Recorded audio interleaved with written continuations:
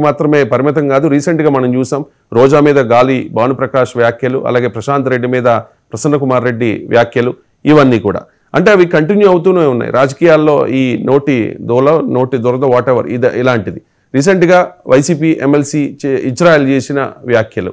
And ఏదైనా రాజకీయాల్లో చాలా హుందాగా మాట్లాడాల్సిన అవసరం ఉంది. కానీ ఆయన పాలేరుతనము, తర్వాత చంద్రబాబు నాయుడు గారిని పవన్ కళ్యాణ్ పెద్ద తండ్రి అంటే ఏంటి, ఏ రకంగా అర్థం చేసుకోవాలి ఇటువంటి వ్యాఖ్యలు? ఎందుకు వైఎస్ఆర్ కాంగ్రెస్ పార్టీ ఇప్పటికీ కూడా ఆ ట్రెండ్ని కంటిన్యూ చేస్తోంది? విమర్శలు అంటే అనుచిత వ్యాఖ్యలు, వ్యక్తిత్వ హననాలు. ప్లీజ్ వెంకటేష్ గారు.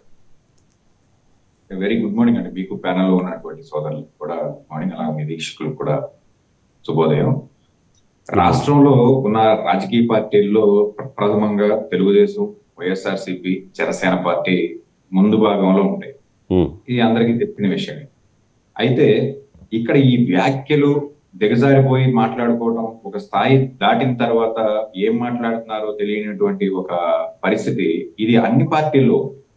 ఇది ఏదో వైఎస్ఆర్సీపీ పార్టీకో, తెలుగుదేశం పార్టీకో, జనసేన పార్టీకో అంటగట్టడం అనేది కరెక్ట్ కాదు. ఏ పార్టీ కూడా ఈ విమర్శల జడివాన ఏదైతే ఉందో, ఏ స్థాయిలో మాట్లాడాలో ఆ స్థాయిలో అధ్యక్షుడు వారి దగ్గర నుంచి కింది స్థాయి వరకు మనం ముఖ్యంగా చూస్తే చంద్రబాబు నాయుడు గారు కానివ్వండి, జగన్మోహన్ రెడ్డి గారు కానివ్వండి, పవన్ కళ్యాణ్ గారు కానివ్వండి, వీళ్ళ ముగ్గురితో పాటు కార్యకర్తలు, నాయకులు ఎవరు కూడా ఈ విషయంలో వెనక్కి తగ్గే పరిస్థితి కనిపించడం. జగన్మోహన్ రెడ్డి గారు పవన్ కళ్యాణ్ గారి గురించి కానివ్వండి, చంద్రబాబు నాయుడు గారి గురించి కానీ తీవ్ర స్థాయిలో విమర్శలు చేసినటువంటి పరిస్థితి. చంద్రబాబు నాయుడు గారు కూడా అదే స్థాయిలో జగన్మోహన్ రెడ్డి గారిని విమర్శించారు. అలాగే పవన్ కళ్యాణ్ గారు కూడా వైఎస్ఆర్సీపీ పార్టీకి సంబంధించినటువంటి నాయకుల్ని కానివ్వండి, అలాగే వైఎస్ఆర్సీపీ అధినేతని కానివ్వండి, అదే స్థాయిలో విమర్శలు చేసినటువంటి పరిస్థితి. మీరు చెప్పింది వాస్తవమే. చెప్పు తీసి కొడతానన్నారు, బట్టలోడ తీసి ఒక చెప్పు తీసి కొడతాను అనటమే కాదు. పవన్ కళ్యాణ్ గారు అనేక సందర్భాల్లో ఆయన యొక్క బాధనండి, లేకపోతే ఆయన పడ్డ అవమానాలను కానివ్వండి, లేకపోతే వైఎస్ఆర్సీపీ నుంచి వచ్చినటువంటి రెటాలియేషన్ ఏదైతే ఉందో దాన్ని ఎదుర్కొనేటువంటి ఒక క్రమంలో కానీ చాలా మనం ఒకటి అబ్జర్వ్ చేయాలి, ఉన్నది ఉన్నట్టు మాట్లాడాలి. ఆయన చాలా కాలం ఓపిక్ గా భరించారు, ఇంకా బర్స్ట్ అయిపోయారు ఒక టైంలో. అది ప్రీ ప్లాన్డ్ గా జరిగిందా, ఇంటెన్షనల్ గా జరిగిందా అనేది తెలియదు, కానీ బర్స్ట్ అయిపోయారు ఒకనొక సందర్భంలో. రవిశంకర్ గారు, పవన్ కళ్యాణ్ గారికి ఎటువంటి ప్రివిలేజ్ ఇవ్వాల్సిన అవసరం లేదండి. ఎందుకంటే ఒక రాజకీయ పార్టీ పెట్టిన తర్వాత ఆయన కూడా అందరిలాంటి వాడే. ఆయన కూడా చంద్రబాబు నాయుడు గారిని ఎలా ట్రీట్ చేస్తారో వైఎస్ఆర్సీపీ పార్టీ వాళ్ళు అలాగే పవన్ కళ్యాణ్ గారి కూడా చూస్తూ ఉంటారు. అవును, రెడీగా ఉండాలి అన్నిటికీ, అన్ని పడడానికి రెడీగా ఉండాలి, భరించడానికి అన్ని పడడానికి రెడీగా ఉంటేనే రాజకీయాల్లోకి రావాల్సినటువంటి ఒక పరిస్థితి. మరొకటి ఏంటంటే, ఇక్కడ పవన్ కళ్యాణ్ గారిని ప్రత్యేకంగా విమర్శించడానికి కారణం ఏంటంటే ఆయన యొక్క వ్యక్తిగత వైవాహిక జీవితాలు. రెండోది ఆయన సాఫ్ట్ టార్గెట్. ఆయన పవన్ కళ్యాణ్ అనే వ్యక్తి సినిమా నటుడు కావడం వల్ల ఆయన ఒక సాఫ్ట్ టార్గెట్. కాబట్టి పవన్ కళ్యాణ్ గారిని ఏదైనా ఒక మాట అంటే ఈ రాష్ట్రంలో ఉలిక్కిపడి 10 మంది చూస్తారు.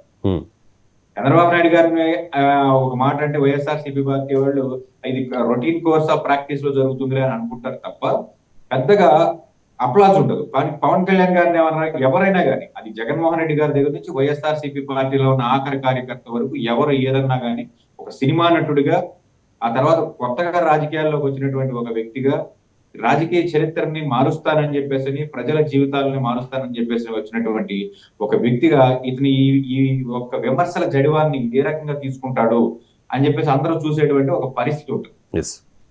దీనిని ఏ రకంగా ఆయన ఎదుర్కొన్నాడు, ఆయన ఏ స్థాయిలో దాన్ని ఎదుర్కొన్నాడు. ఇప్పుడు చిరంజీవి గారిని కూడా అనేక రకాలైన విమర్శలు చేసినటువంటి పరిస్థితి ఆ రోజు ఉన్నటువంటి మేజర్ 2 పార్టీలు కూడా. కానీ ఆయన చాలా హుందాగా ఈ స్థాయిలో మాట్లాడకుండా ఆయన రాజకీయం చేసిన వాళ్ళు రాజకీయం చేశారు, తర్వాత ఇది నా వల్ల కాదనుకుని పక్కకి వెళ్ళారు. ఇప్పుడు రాజకీయాల్లో ఇదంతా సర్వసాధారణంగా అయిపోయిన పరిస్థితి. వాస్తవంగా ఇటువంటి సంస్కృతిని ఎంకరేజ్ చేయకూడదు. కానీ అన్ని పార్టీల నాయకులు మీరు చెప్తూ ఉన్నట్టుగా పవన్ కళ్యాణ్ గతంలో వైసీపీ నాయకులను కాస్త శృతి మించి మాట్లాడిన పరిస్థితి ఉంది. అన్ని పార్టీల వారు అందరి మీద కామెంట్ చేశారు. చంద్రబాబు నాయుడు జగన్ మీద, జగన్ మీద చంద్రబాబు నాయుడు మీద, ఇలా ఈ రకంగా. కానీ ఇప్పుడు రాజకీయాలకు దూరంగా ఉండి, రాజకీయాలంటే ఒక రకమైన ఫీలింగ్ వచ్చేసి నేను రాజకీయాల్లోకి రాను బాబోయ్, ఈ రకరకాల ప్రచారాలని నమ్మొద్దు, ఈ ఫేక్ అని చెప్పి చిరంజీవి గారు పదే చెప్తూ ఉన్నా కూడా ఇప్పుడు ఈ బొమ్మి ఇజ్రాయెల్ అనే వైసీపీ ఎమ్మెల్సీ చిరంజీవి గారి ప్రస్తావన కూడా తీసుకొచ్చారు. వాళ్ళ అన్న అలాగే చేశాడు, ప్రజారాజ్యం పార్టీని కాంగ్రెస్లో విలీనం చేసేసాడు, ఇప్పుడు తమ్ముడేమో బీజేపీలోనో లేకపోతే పెద్ద తండ్రి పార్టీ చంద్రబాబు నాయుడు పార్టీ టీడీపీలోనో కలిపేస్తాడు అని చెప్పి ఎందుకు ప్రతిసారి వీళ్ళు చిరంజీవి ప్రస్తావన తీసుకొస్తూ ఉన్నారు? వ్యక్తి గురించి మాట్లాడాలంటే వాళ్ళ చరిత్ర గురించి మాట్లాడాల్సి వస్తుంది సార్. ఇప్పుడు ఎవరైనా కానీ ఇప్పుడు తాతంశెట్టి అన్నారు, జగన్మోహన్ రెడ్డి తండ్రి చనిపోగానే సంతకాల సేకరణ చేశాడు. బుద్ధి జ్ఞానాలు మాట్లాడుతున్నారు ఆయన. ఇప్పుడు భూమి మీద లేనటువంటి ఒక వ్యక్తి నిజంగా సంతకాల సేకరణ చేయలేదు మహాప్రభు అని చెప్పి సాక్షాత్తు ఇదే పవన్ కళ్యాణ్ గారి లాగా ఉప ముఖ్యమంత్రి పదవిలో ఉన్నటువంటి తెలంగాణ ఉప ముఖ్యమంత్రి బట్టి విక్రమార్క గారు చెప్తూ ఉన్నటువంటి పరిస్థితి. మీరు ఆయన మాట కూడా నమ్మరా? పక్కనున్న రాష్ట్రంలో ఉన్న వాడి మాట కూడా నమ్మరా? జగన్మోహన్ రెడ్డి గారికి ఎటువంటి సంబంధం లేదు ఈ సంతకాల సేకరణ అని చెప్పేసి అనేక మంది చెప్పినటువంటి పరిస్థితి. నిజంగా సంతకాలు చేసిన వాళ్ళు వీళ్ళందరూ పక్క నుండి చూసిన వాళ్ళు, లేకపోతే హియర్సే ఎవిడెన్స్ చెవులతో విన్నవాళ్ళే తప్ప వీళ్ళెవరో సంతకాలు పెట్టిన వాళ్ళు కాదు. ఈ రోజు వరకు సంతకం పెట్టిన వాడు ఎవడో కూడా బయటకు వచ్చి జగన్మోహన్ రెడ్డి సంతకాలు పెట్టమన్నాడు కాబట్టి మేము పెట్టాము, తండ్రి సావం అక్కడ ఉండగా అని చెప్పిన వాళ్ళు ఒక్కడ లేడు. కానీ మనం మాట్లాడుతున్నాగా, మరి పవన్ కళ్యాణ్ గారి గురించి మాట్లాడేటప్పుడు చిరంజీవి గారి గురించి మాట్లాడకపోతే ఎవరి గురించి మాట్లాడతారు? కొణిదెల వెంకటరావు గారి గురించి మాట్లాడతారా? రాజకీయ ప్రస్థానం, పవన్ కళ్యాణ్ గారు రాజకీయ ప్రస్థానానికి బీజం వేసిందే చిరంజీవి గారు కదా. రెండోది, వైఎస్ఆర్సీపీ పార్టీ వాళ్ళు మాట్లాడారు కాబట్టి అబద్ధాన్ని నిజం చేయాల్సిన అవసరం లేదు, నిజాన్ని అబద్ధం చేయాల్సిన పరిస్థితి లేదు. ప్రజారాజ్యం పార్టీ విలీనం నిజం, ఈ రోజు బీజేపీ పార్టీతో జనసేన పార్టీ అంటకాగుతున్నట్టు మాట నిజం. బీజేపీతో కలిసి ఈ రాష్ట్రానికి నిధులు వరద బారించారు. ఎక్కడ బారించారు సార్ వరద? అమరావతికి 30,000 కోట్ల రూపాయలు అప్పు బారించారు.